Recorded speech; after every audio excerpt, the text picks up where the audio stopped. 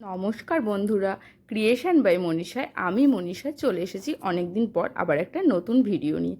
Thumbnail দেখে তোমরা নিশ্চয়ই বুঝতেই পেরেছো এটা কিসের ভিডিও। হ্যাঁ, এটা একটা রান্নার ভিডিও। দেখো, এটা একটা এঁচড়, গাছের থেকে কচি এঁচড় পেড়ে নিয়ে আসা হয়েছিল। আর এটা দিয়ে কি তৈরি করেছি তোমরা দেখলে, আর যদি ট্রাই করো বাড়িতে, সত্যি খুব সুন্দর একটা জিনিস। দেখো, প্রথমে এঁচড়টাকে আমরা এরকম ছোট ছোট চৌকো করে কেটে নিয়েছি, মানে এঁচড় যেভাবে ছোট ছোট করে কাটে সেইভাবেই কেটে নিয়েছিলাম। নিয়ে প্রেসারে খুব হালকা করে একটু সেদ্ধ করে নিয়েছি। একদম খুব বেশিও সেদ্ধ হবে না, আবার একদম শক্তও থাকবে না। দেখো, তোমরা নিশ্চয়ই দেখে বুঝতেই পারছো হালকা করে সেদ্ধ করে নিয়েছি। আর যেটা লাগবে রান্নার জন্য, এরকম ছোট ছোট করে চৌকো চৌকো করে পেঁয়াজ কেটে নিয়েছি, আর চৌকো চৌকো করে ক্যাপসিকাম কেটে নিয়েছি। আর মশলা মানে বাটার জন্য দিয়েছি অল্প করে পেঁয়াজ, রসুন আর আদা। ব্যাস, ওটাকে আলাদা করে মিক্সড করে নিয়েছি। এবার একটা গামলার মধ্যে সেই এঁচোড় সেদ্ধগুলোকে নিয়ে তার মধ্যে পরিমাণ মতো অল্প করে লবণ দিয়ে নেওয়া হয়েছিল, আর দেওয়া হয়েছিল লঙ্কার গুঁড়ো। তোমরা তো বুঝতেই পারছো দেখে এটা কি তৈরি হচ্ছে। বুঝতে পারছো কি এটা কি তৈরি হচ্ছে? আর দেওয়া হয়েছিল একটু সোয়া সস। তারপর এর মধ্যে দিয়ে দেওয়া হয়েছিল পরিমাণ মতো ডিম। মানে এর মধ্যে একটু ডিমটা একটু বেশি দিলে এটা টেস্টটা একটু বেশিই হয়, মানে খেতে খুব ভালোই হয়।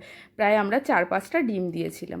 আর তার সঙ্গে দিয়ে দিয়েছিলাম পরিমাণ মতো অ্যারারুট। দিয়ে এটাকে খুব হালকা হাতে ভালো করে আস্তে আস্তে এটাকে ম্যারিনেট করা হয়েছিল। মানে বেশি জোরে করতে গেলে কি হবে, এটা ভেঙে যেতে পারে। আর দেওয়া হয়েছিল ওই যে বাটা পেঁয়াজ রসুন আদা ছিল, তার থেকে অল্প করে অল্প অল্পই, মানে ওই বাটা নিয়ে নেওয়া হয়েছিল, সেটাকেও মিক্সড করা হয়েছিল। দিয়ে ওটাকে ভালো করে মেখে আর দেওয়া হয়েছিল গোলমরিচ গুঁড়ো। এবার ওটাকে ভালো করে ম্যারিনেট করে কিছুক্ষণ রেখে দেওয়া হয়েছিল, কারণ ওটার ভেতরে ওই মশলাগুলো যাতে একটু ভালো করে ঢোকে তাই। আর বেশি জোরে মাখলে কী হবে, এঁচড়টা ভেঙে যাবে, তার জন্য খুব হালকাভাবে মাখা হয়েছিল, মেখে রেখে দেওয়া হয়েছিল। তারপর কড়াইতে তেল গরম করে ওটাকে আস্তে আস্তে একটা একটা করে আলাদা আলাদা করে নিয়ে পকোড়ার মতো ভেজে নেওয়া হয়েছিল। সত্যি কথা বলতে কি, পকোড়াগুলো খেয়ে কেউ বুঝতেই পারবে না যদি না জানানো যায় যে এটা চিকেনের পকোড়া না এঁচড়ের পকোড়া। কি খাওয়া হয়েছে না জানিয়ে কাউকে দিলে কেউ বুঝতে পারবে না। কথায় আছে না, এঁচড়কে নিশ্চয়ই অনেকেই বলে গাছ পাঠা। সত্যি তাই। আগে আমি কোনোদিনও এই রান্নাটা খাইনি। আমরা খেয়েছি এঁচড় চিংড়ি, এমনি এঁচড়, কিন্তু এটা খেয়ে সত্যি বোঝাই যাচ্ছে না যে এটা চিকেনের পকোড়া খাচ্ছি না কি, মানে ভেতরে মাংস রয়েছে না এঁচড় রয়েছে, না জানিয়ে দিলে কেউ বুঝতে পারবে না। তাই বলছি, তোমরাও একবার কিন্তু বাড়িতে ট্রাই করে দেখতে পারো, সত্যি ভালোই লাগবে খেতে। যারা একটু স্পাইসি খাবার পছন্দ করো তাদের তো অবশ্যই ভালো লাগবে, কারণ এরকম স্পাইসি খাবার আমার তো খুব ভালোই লাগে। তারপর যাই হোক, পকোড়াগুলোকে দেখো হালকা আছে ভালো করে লাল লাল করে ভেজে নেওয়া হয়েছিল। আর লাল লাল করে ভাজাতে কি পকোড়াগুলো একটু বেশ দেখতেও ভালো হয়েছিল। লাল লাল কড়া কড়া করে ভেজে পুরো আলাদা আলাদা করে পকোড়াগুলোকে তুলে নেওয়া হয়েছিল।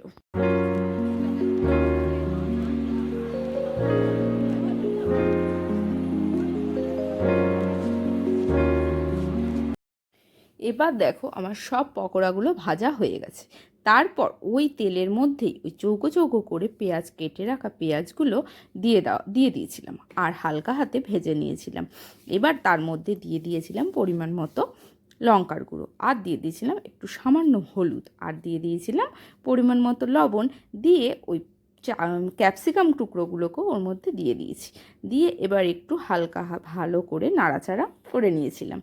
তারপর দিয়ে দিয়েছিলাম ওই যে বেটে রাখা পেঁয়াজ রসুন আদাটার পেস্ট ছিল, সেটাকে দিয়ে একটু নাড়াচাড়া করে তার মধ্যে একটু সোয়া সস, কারণ সোয়া সস না দিলে তো সুন্দর কালার আসবে না, আর দিয়ে দিয়েছিলাম টমেটো সস। দিয়ে এবার আর পরিমাণ মতো একটু মিষ্টি দিয়ে নিতে হবে। দিয়ে ভালো করে নাড়াচাড়া করে সামান্য জল দিয়ে রেখে দিতে হবে। তারপর সেটাকে ভালো করে ফুটতে দিতে হবে। ভালো করে ফুটে উঠলে যদি মনে হয় একটু সামান্য গরম জলও দিয়ে দিতে হবে। দিয়ে ভালো করে ফুটে উঠলেই এবার পকোড়াগুলোকে আস্তে আস্তে তার মধ্যে দিয়ে দিতে হবে। দিয়ে এবার ভালো করে নাড়াচাড়া করে কিছুক্ষণ ফুটিয়ে নিয়েই ব্যাস আমার তৈরি হয়ে গেছে চিলি এঁচোড়। সত্যি বলছি তোমরা বন্ধুরা বিশ্বাস করো, এটা রুটি দিয়ে ডিনারে খেতে কিন্তু দারুণ লাগে। আমরাও কিন্তু ডিনারে রুটি দিয়েই খেয়েছিলাম, তাই তোমরাও ট্রাই করতে পারো। আর যদি ভালো লেগে থাকে অবশ্যই একটা লাইক আর কমেন্ট, আর যারা এখনো সাবস্ক্রাইব করোনি প্লিজ সাবস্ক্রাইব করে দিও।